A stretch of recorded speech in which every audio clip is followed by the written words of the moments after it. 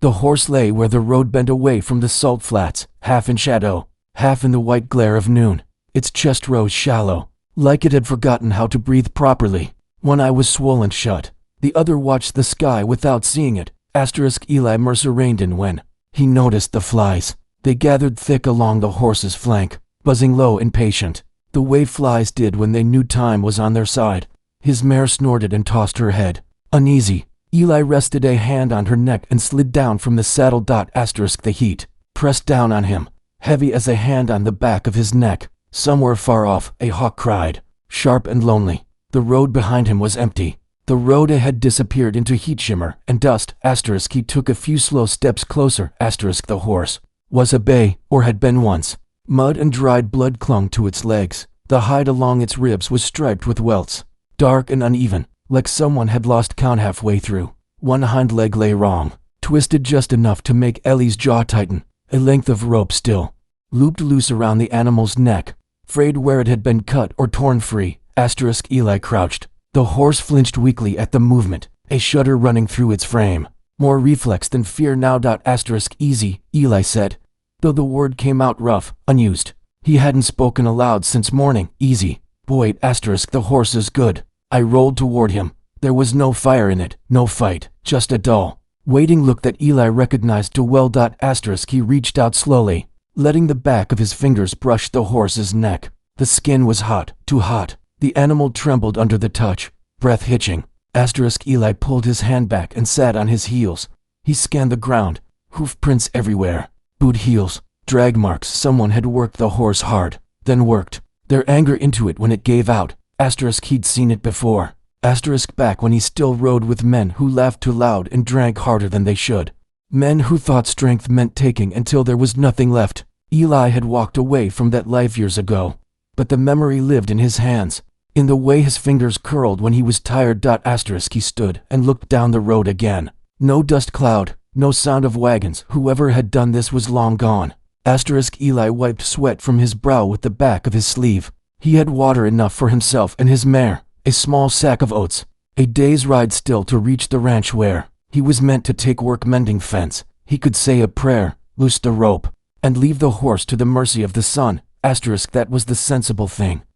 He knelt again, closer this time. The horse's breath rasped. Its ears twitched at the sound of his boots on gravel. Don't reckon you deserve this, Eli murmured.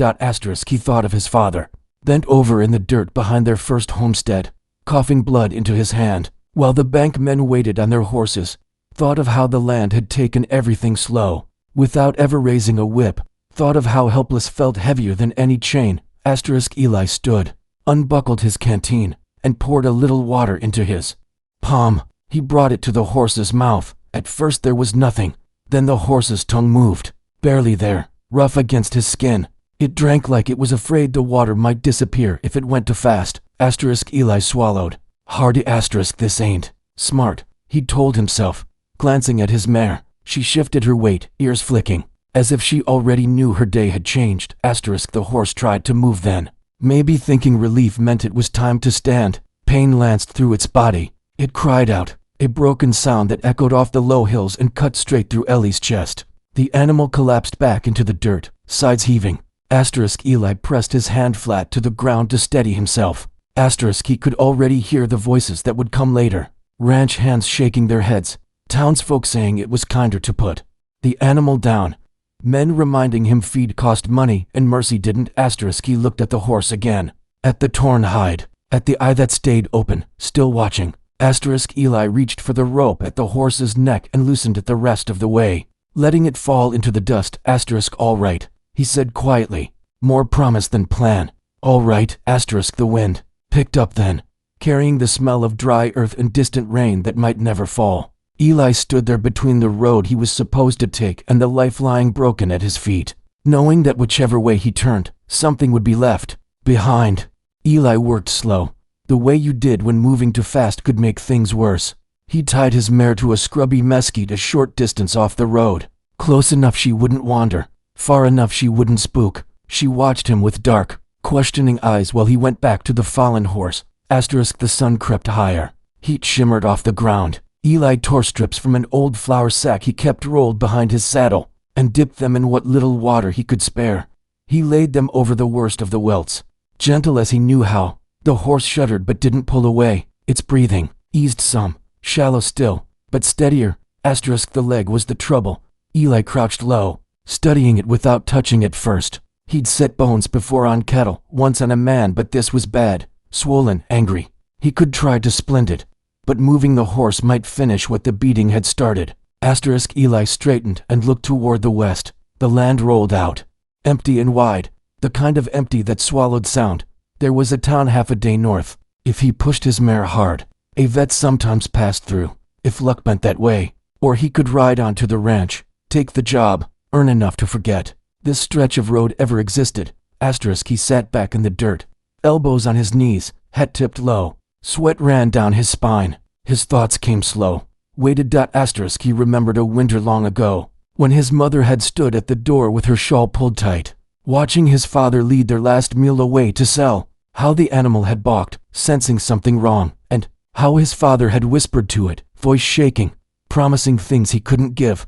Eli had learned then that sometimes care hurt worse than cruelty, because it asked something back from you. A shadow crossed the ground. Eli looked up. Clouds had begun to gather far off, tall and thin, like pale mountains. Maybe rain by nightfall.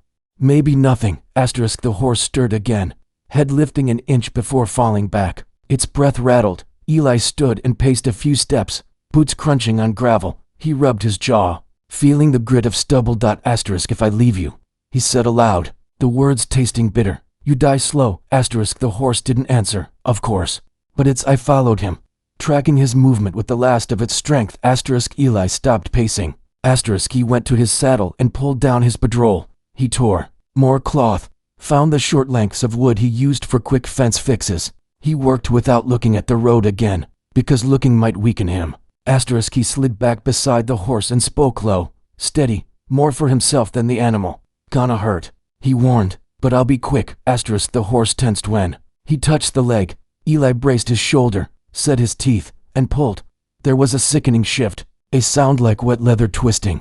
The horse screamed, a raw, tearing sound that made Eli's vision blur. He held firm, hands shaking, until the leg lay straighter than before. Easy, he breathed, though nothing about this was easy. He bound the splint tight, tighter than felt right, because loose wouldn't hold. When he finished, he leaned back, chest heaving, sweat dripping off his nose into the dirt. The horse lay still now, shock dulling the pain, sides fluttering. Eli stared at the sky. He felt empty and full all at once.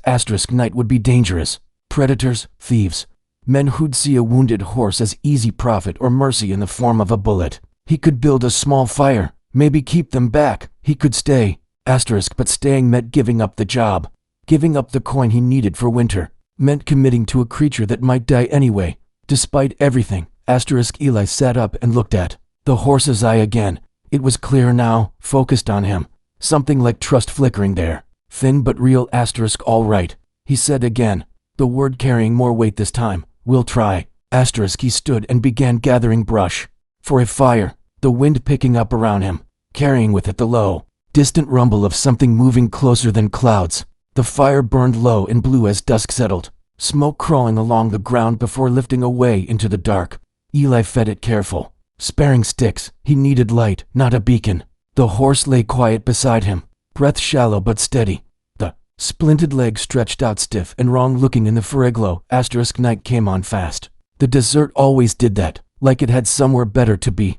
The wind shifted, cooler now, carrying the smell of sage and something else beneath it. Wet stone, maybe, or iron.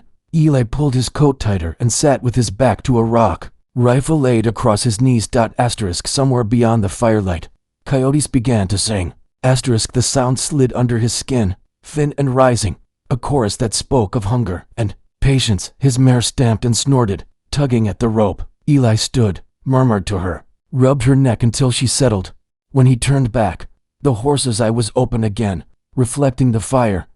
You hear him too, Eli said softly. The coyotes kept their distance, but Eli knew better than to trust that. Hunger made rules bend. He added another stick to the fire and listened to the crackle, to the wind threading through the low hills. It was then he heard the other sound. HOOFBEATS. Not many. 2, maybe 3, slow, unhurried, coming from the south, where the road bent and disappeared. Ellie's hand tightened on the rifle stock. He eased himself to his feet and stepped into the shadow of the rock, letting the firelight silhouette the wounded horse but leave him half lost in dark. The hoofbeats drew closer. Stopped, a voice carried. Rough and careless. Well, I'll be damned. A man rode into the edge of the firelight. Then another behind him. Both sat easy in their saddles, hats pulled low. One wore a red neckerchief, stained dark at the edge. The other's coat hung open, a revolver heavy on his hip. That yours? The first man asked, nodding at the horse on the ground. Eli didn't answer right away. He let the silence stretch, watching the men watch him. Found him like this, he said finally. The second man laughed, short and sharp. Sure you did. They dismounted without asking. That told Eli everything he needed to know. Men with manners didn't step into another's fire uninvited. Red neckerchief crouched near the horse, whistling low. He's still breathin'. That's something. His hand reached out, testing the splint with a practiced eye. You done this? Eli shifted his weight. Don't touch him. The man looked up, grinned thin. Or what? Eli didn't raise the rifle. He didn't need to. He just met the man's eyes, steady as stone. Or you'll have to answer for it. For a moment. The only sound was the fire and the coyotes. Closer now. Curious. The second man spat into the dirt. Horse. Like this ain't worth the trouble, he said. Best thing is put him down, or sell what's left. We know a fella. Eli felt something harden in his chest. He stepped fully into the firelight now. You leave, he said. Now. Red neckerchief straightened slowly. His gaze flicked to the rifle, then to Ellie's face. Something past their recognition. Maybe, or calculation. World's full of fools, the man said, standing, bleeding themselves dry for something already dead. Then you won't mind ridden on, Eli replied. The men exchanged a look. The coyotes fell silent all at once, as if the desert itself was holding its breath. At last, Red neckerchief lifted his hands. Mock surrender, ain't worth it, he said to his partner. Come on. They mounted up, slow, never turning their backs as they rode off. The second man called over his shoulder. Son'll finish what we started. Eli watched them disappear into the dark. Only when the hoofbeats faded did he let out the breath he'd been holding. His hands shook now, the delayed echo of fear. He knelt by the horse again, resting a hand against its warm neck. The animal twitched but stayed still. They won't be the last, Eli murmured. Far off, thunder rolled, low and uncertain. Eli looked up at the sky, then back at the horse, knowing the night had more to test him with before it was done. Rain came before dawn, light at first, then steadier, tapping against the rocks and turning dust into a thin, dark paste. Eli woke with a start, stiff and cold, his coat damp. He fed the fire what little dry wood he had left and checked the horse. Before anything else. The fever hadn't broken, but it hadn't climbed either. The horse's eye was clearer now, tracking Eli with more purpose. When Eli pressed a damp cloth to its neck, the animal leaned into the touch, just barely, as if remembering what comfort felt like. That's it, Eli whispered, still with me. The rain eased as the sky paled. Gray light spread slow across the land, washing the sharp edges off the hills. Eli heard voices before he saw anyone, low, cautious, carried on the wet air. He stood, rifle close but not raised. Two figures emerged from between the rocks, a woman wrapped in a dark shawl, and a boy no more than 10, his hair plastered to his forehead with rain. They stopped when they saw Eli, the fire, the horse. The woman lifted a hand, palm open. We don't mean trouble. Eli nodded once. Morning. She took a step closer, eyes drawn to the horse. Her mouth tightened. Lord have mercy. The boy slipped from behind her and crouched a few paces away, staring. What happened to him? Eli glanced at the horse, then back at them. People. The woman didn't ask more. She knelt beside the fire, careful not to cross some invisible line. I'm Anna Reed, she said. This is my son, Thomas. We live not far from here. Creek Hollow. Eli gave his name and watched them both as he spoke it. Thomas edged closer to the horse, slow, respectful in a way that surprised Eli. He looked scared. The boy said softly. He was, Eli replied. Still is, some. Anna studied the splint, the welts, the careful work. You stayed. Eli shrugged. Didn't feel right leaving. Anna reached into the basket she carried and pulled out a small jar. Willow bark, she said. For pain and fever. She hesitated, then offered it. If you want. Eli took it like it was something fragile. Thank you. They worked together without talking much after that. Anna showed him how to mash the bark and mix it with water. Thomas held the horse's head while Eli coaxed the bitter liquid between its lips. The horse resisted at first, then swallowed. Easy, Thomas murmured. His small hand steady against the horse's cheek. Something loosened in Ellie's chest at that. He hadn't realized how alone the last day had felt until there were other hands, other breaths near him. By mid-morning the rain had gone, leaving the world washed and quiet. Anna sat back on her heels, wiping her hands on her skirt. There's a shed at our place, she said. Not much, but dry. You could move him there. Eli looked at the horse, then at the boy, thin and earnest, then back at the woman. Leg won't take much. We can make a sling, Anna said.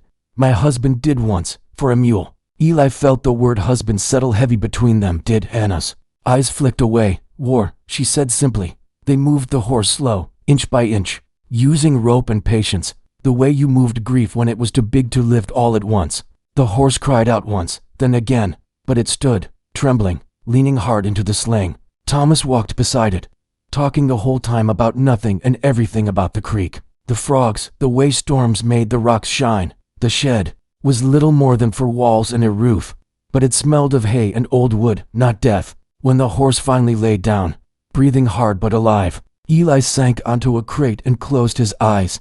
Anna set a cup of coffee into his hands. You don't have to stay, she said gently, but you're welcome if you do. Eli looked at the steam rising, at his shaking fingers. He thought of the road, of winter, of the men from the night before. He thought of the horse, chest still rising. I'll stay, he said as if in answer. The horse shifted and let out a long, tired breath outside. The clouds began to break, sunlight cutting through, and somewhere beyond the hollow, a rider watched the shed from a distance, unseen, waiting. The rider didn't come right away. Eli felt him before he saw him, the way a man feels a storm coming in his bones. He'd been in the shed most of the afternoon, changing cloths, keeping flies off the horse's wounds, listening to the slow rhythm of breath that still sounded too thin. Anna had gone back to the house to tend supper. Thomas sat cross-legged in the dirt near the door, carving at a stick with careful concentration. The horse slept. Not the shallow, twitching half-sleep of pain, but something deeper. Its sides rose and fell steady now. The fever had eased enough that the heat under Ellie's palm no longer startled him. Eli stepped outside to wash his hands at the rain barrel. That was when he saw the dust. One rider, coming slow along the rise above the hollow. No hurry, no attempt to hide. Eli straightened, water dripping from his fingers. He rested his hand on the shed door, feeling the rough grain of the wood, grounding himself. The horse shifted inside, sensing the change. Thomas looked up. Someone's coming, the boy said. I see him, Eli replied. The rider stopped, within speaking distance, but didn't dismount. He sat tall, hat brim shadowing his eyes. Eli recognized him then, the man with the red neckerchief. The rope man. Afternoon. The man called, his voice carried easy, like this was a social call. Heard you found something of ours. Eli stepped forward into full view. He didn't reach for his rifle. He didn't need to. He ain't yours, he said. The man smiled. That's so. Anna appeared at the house door, drawn by the sound. She stopped when she saw the rider. Thomas rose to his feet and drifted closer to Eli, instinctive. That horse was worked under our brand, the man went on. Ran himself near to death. Happens. He shrugged. You interfered. Eli felt the quiet settle around them, thick as dust before rain. You beat him, he said. Then, left him. The man's smile thinned. You think that makes him yours now? Eli thought of the road, of the flies, of the eye that had stayed open. He thought of the boy's hand on the horse's cheek, of the breath that still moved. No, Eli said. It makes him free. The rider's gaze flicked past Eli, to the shed, to the woman and child. Calculation again. Always that. You're a skin for trouble, he said lightly. Trouble already came. Eli replied. You're late.